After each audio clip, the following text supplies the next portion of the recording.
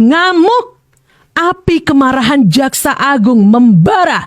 Korupsi dana desa sudah semakin menjadi-jadi.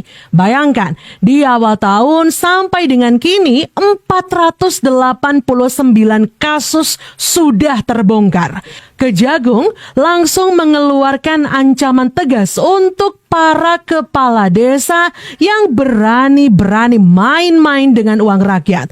Gak cuman Kejagung, Pak Presiden Prabowo pun turun tangan untuk tindak tegas para oknum kepala desa yang nakal itu. Simak selengkapnya. Kejaksaan Agung RI mengungkapkan data mengejutkan terkait tindak pidana korupsi yang melibatkan kepala desa di Indonesia. Setiap tahun, kasus ini terus menunjukkan peningkatan signifikan, bahkan di tahun ini dibandingkan sebelumnya. Berdasarkan data semester 1 2025, Kejagung mencatat ada 489 kasus tindak pidana yang melibatkan kepala desa. Dari jumlah tersebut, 477 kasus diantaranya adalah tindak pidana korupsi. Namun, Kejagung menghadapi tantangan besar. Keterbatasan sumber daya manusia penegak hukum di desa menyulitkan pengawasan. Jaksa intelijen kesulitan menjangkau desa-desa terpencil mengakibatkan celah pengawasan yang rentan dimanfaatkan.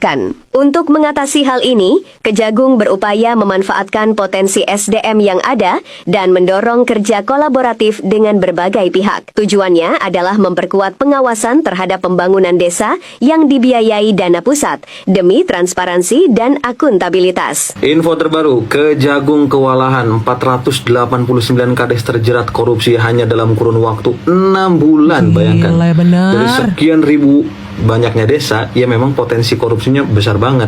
Mengingat dana desa lumayan gede, kemudian seringkali kontrol terkait dengan anggaran keuangan di desa itu lemah. Kenapa saya katakan lemah? Karena seringkali masyarakat di desa itu ada banyak rasa nggak enaknya, sehingga menimbulkan ketidakkritisan masyarakat desa.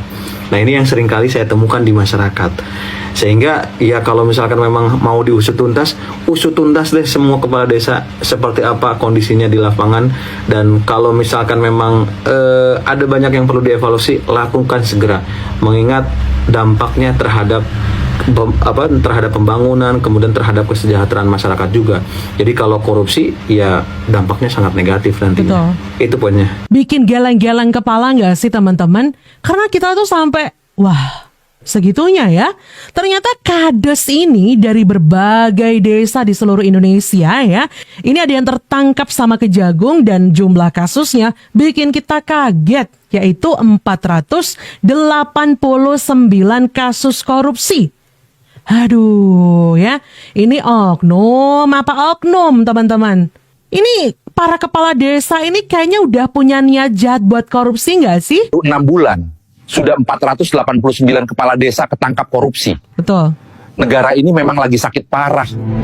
Kejagung sampai kewalahan. Korupsi kayak nggak ada habisnya. Bocornya di mana-mana. Pembersihan ini wajib.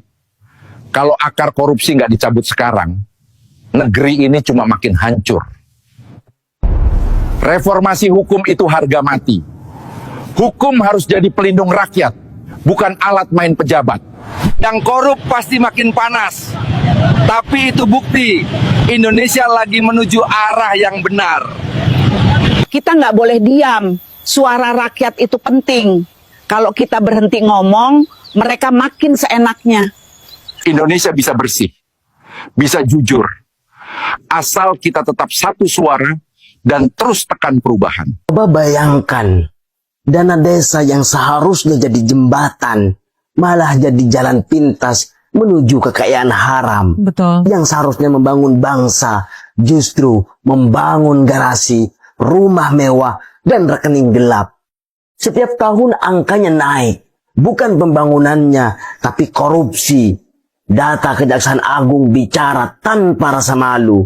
2023 ada 184 kasus. 2024 naik jadi 275. Dan baru setengah tahun di 2025 angka itu meledak menjadi 489 kasus.